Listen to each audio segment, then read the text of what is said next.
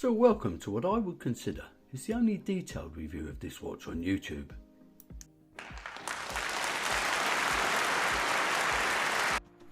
For quite some time I've been eyeing up a Mr Jones watch with the consideration of a purchase. In general the reviews have been very positive, and as a Brit myself I felt a yearning to support a UK based company. What's more, the watches are actually constructed in the UK, which is quite impressive. If you didn't already know, Mr Jones actually exists, and he's also got a Christian name, which happens to be Crispin. Allow me to start off by reading you the description of this watch on their website. This was written by French author, illustrator Xavier Broche. I wanted to describe an alien encounter in a playful way. I imagined how it would be for a simple pig to be at the heart of this historic event. I found it funny to imagine the alien travelling endlessly across space, searching for intelligent life, only to encounter a bewildered pig at the end of its epic journey. Don't worry about the pig though, he'll outwit the alien in the end. And welcome to my unpaid and unsponsored review of the Mr Jones Beam Me Up.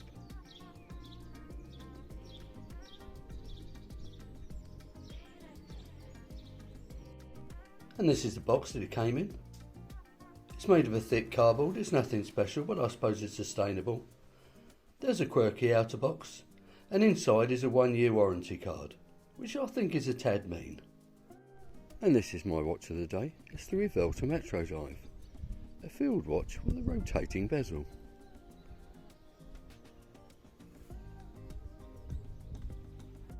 As usual, let's have a look at the dimensions. Now the case is 37mm, although there is an automatic version which comes in at 40mm.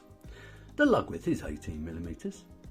The depth is 10.4mm, which includes a flat sapphire crystal, and the lug to lug is 46mm. Now on a leather strap, it weighs in about 43 grams. Now I think 37mm is a good size, as it makes the watch ideal for both genders. Whoops, I forgot. Apparently there's about 1,000 genders, aren't there? That's a subject for another day. As mentioned a minute ago, this watch does come with an automatic movement, but at a considerable premium. In my opinion, it's a total waste of money having this type of watch with an automatic movement inside, especially as it doesn't have a second hand. Needless to say then, this is a quartz movement, but a good one.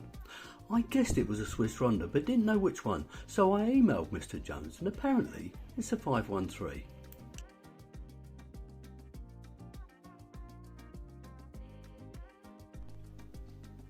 It's a single jewel movement which has got a battery life of about 45 months and will no doubt prove very accurate. As there isn't a second hand, we don't have to worry about it hitting the markers either.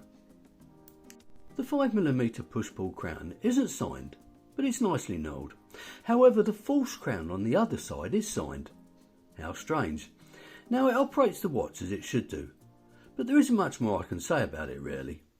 Now despite having a push-pull crown, it still has a water resistance rating of 50 metres, which means it's a little bit more than splash proof.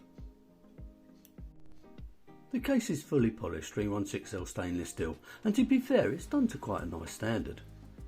My only complaint is that I think the lug to lug length is a little bit long for the size of the watch.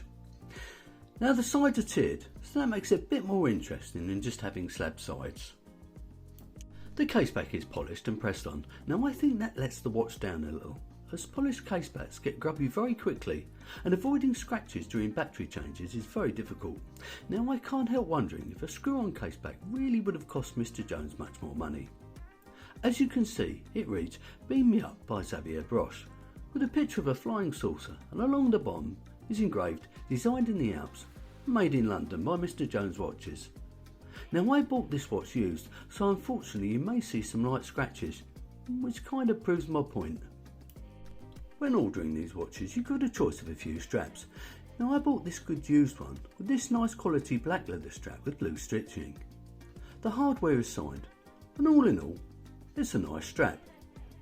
However, I'm going to be preserving this strap, and I'm not going to be using it. Instead, I'm going to be using this nice aftermarket Milanese bracelet, which I think looks absolutely perfect.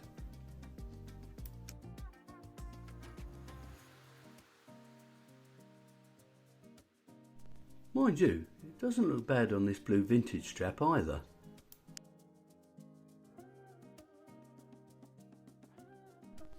Please let me know what you think in the comments below. Now the real reason anybody would buy this watch. Yes, it's a dial. It depicts a flying saucer hovering over a farm. The light beam represents the minutes, and the pig running around the outside is the hour hand. I can't say it's the easiest watch to tell the time with, but I've certainly seen harder. Also detailed in this rather nice blue dial are a few gates, a cow and a small barn. I'm not sure if I would describe the dial as classic, but it's certainly different and it's a lot of fun. Let's not forget this watch is all about fun. Now there's an interesting video on YouTube presented by Sir Watch Geek where he interviews Crispin Jones and we get an insight into the dial printing process. I'll leave a link to that below as well as a link to the Mr. Jones site. So what do I think of the Mr. Jones Beam Me Up? How much is it? And will it be in one of those watches that stays in my collection? Well, let's address those three questions in reverse order. Whenever I buy a watch, it's with the intention it lives with me forever. However, that rarely happens. If purchased direct, this watch will cost you £225, which in my opinion is a reasonable price for a watch hand assembled in the UK. I purchased this good used one for £150, although the bracelet cost me a little extra and it was purchased separately. Now the only thing I really don't like about the watch is the case back. I believe these watches aren't just gimmicky, they are made and designed with passion. The quality is good for what you pay, and it's pretty unlikely you're going to bump into somebody else wearing a Mr. Jones watch, let alone the same model. There are a fair few designs, some of which you can presently buy directly, but not to mention the used ones that come up on sites such as eBay. So why not buy something a little bit different? Treat yourself to a Mr. Jones watch. Now that brings me to the end of this review. So if you've enjoyed it, click on the like button, subscribe if you haven't already, leave your comments below, and please enjoy the rest of your day.